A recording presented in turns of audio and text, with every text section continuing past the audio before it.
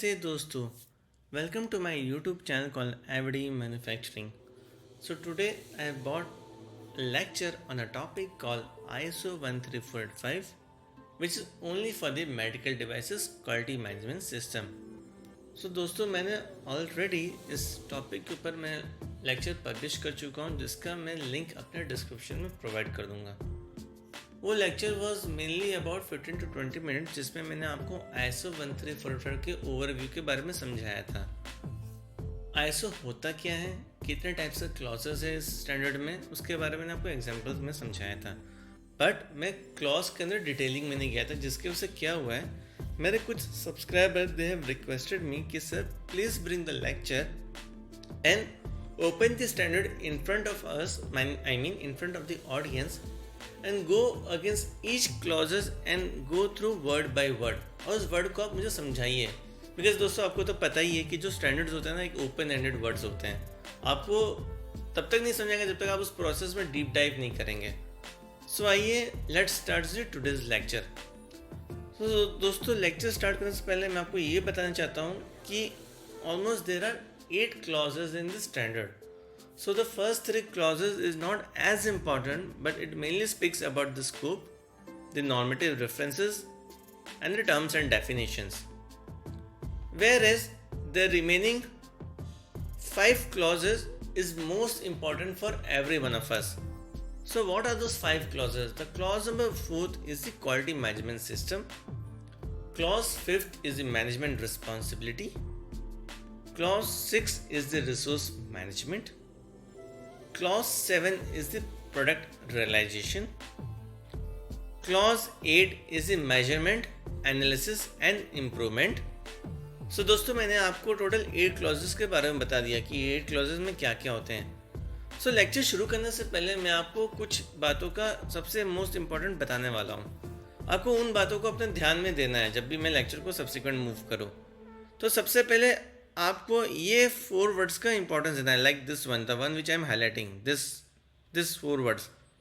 The first one is the shall, second word is should, third is may, fourth is can.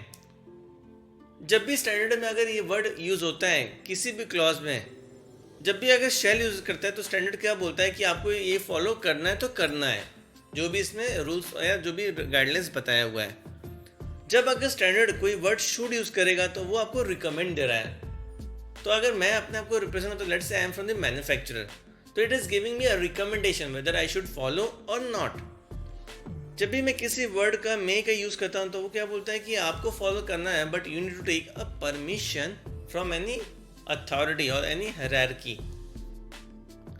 When we are going to use a word can, so it indicates whether there is a possibility or the capability to implement that processes. So दोस्तों आपको ये इसका मतलब समझ में आ गया है। So आइए हम क्लॉज नंबर 1 में चलते हैं। So क्लॉज नंबर 1 बेसिकली होता क्या है फ्रेंड्स?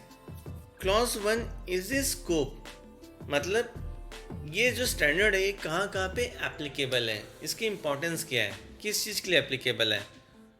So क्लॉज नंबर 1, मैं इसको थोड़ा जूम करता हूँ फ्रेंड्स, ओके।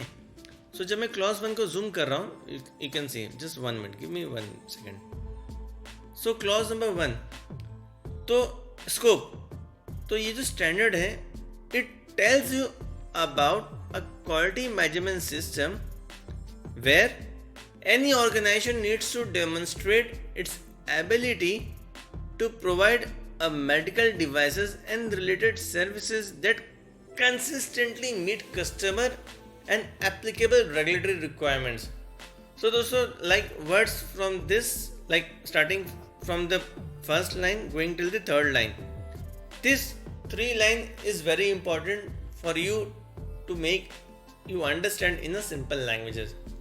So देखिए मैं आपको एकदम सिंप्लीफाई करता हूँ इसको मैं ब्रेक्स में कर देता हूँ। तो बेसिकली ये एक प्रकार का स्टैंडर्ड है जो QMS के बारे में बात करता है, और इस QMS को ध्यान में रखते हुए हमें ये प्रूफ करना है कि जो भी हम मेडिकल डिवाइस बना रहे हैं अपने फैसिलिटी में, या हम कोई जो सर्विसेज दे रहे हैं उस मेडिकल डिवाइस के थ्रू, ओके, वो हमें इन बातों का ध्यान देना है कि जो कस्टमर्स हैं हमारे, उनके हम डिमांड्स को फुलफिल कर रहे हैं, उनकी क्वालिटी रिक्वायरमेंट्स को, और पैरेलली हम रेगुलेटरी गाइडलाइंस को कंप्लाई कर रहे हैं।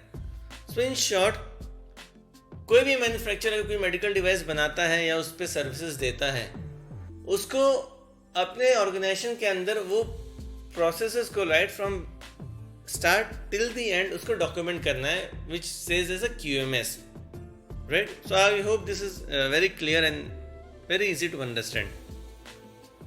बट क्या होता है आपको माय फ्रेंड्स कि जो ऑर्गेनाइजेशन होते हैं ना, वो पूरे लाइफ साइकिल प्रोडक्ट में इन्वॉल्व नहीं होते हैं। कुछ ऑर्गेनाइजेशन इन्वॉल्व होते हैं right from the commissioning till D commissioning, या कुछ कंपनी डिज़ाइन करती हैं, कुछ कंपनी डिज़ाइन नहीं करती हैं, कुछ कंपनी प्रोडक्शन करती है, कुछ कंपनी नहीं करती, कुछ कंपनी आउटसोर्स करती हैं, like this way.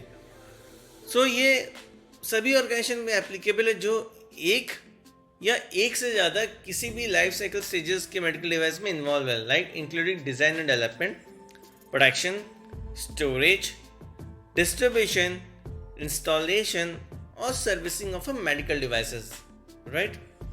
So I hope this is clear my friends. तो क्या था स्कोप में ये बताया गया कि हमें QMS को इम्प्लीमेंट करना है, और इम्प्लीमेंट करते हुए हमें ये ध्यान देना है कि जो भी हम प्रोडक्ट किसी कस्टमर को डिलीवर कर रहे हैं सर्विसेज, वो कंप्लाई करनी चाहिए एज पर द रिक्वायरमेंट। और ये उन ऑर्गेनाइजेशन पे एप्लीकेबल है जो किसी भी life cycle stages of medical devices में इन्वॉल्व है, इधर 1 और 2 और मोर देन 2 और एंटायर। और ये जो स्टैंडर्ड है, like it is telling requirement of this international standard are applicable to the organization regardless of the size and regardless of the type except where explicitly stated. So दोस्तों, जो standard होता है ना, ये किसी भी ऑर्गेनाइजेशन पे एप्लीकेबल है रिगार्डलेस ऑफ द साइज, मतलब कितना बड़ा है ऑर्गेनाइजेशन, क्या छोटा है, mid size, large size, what ever, okay. The processes required by international standard that are applicable to the organization but are not performed are the responsibility of the organization and are re-accounted for the in-organization quality management system by monitoring, maintaining and controlling the processes.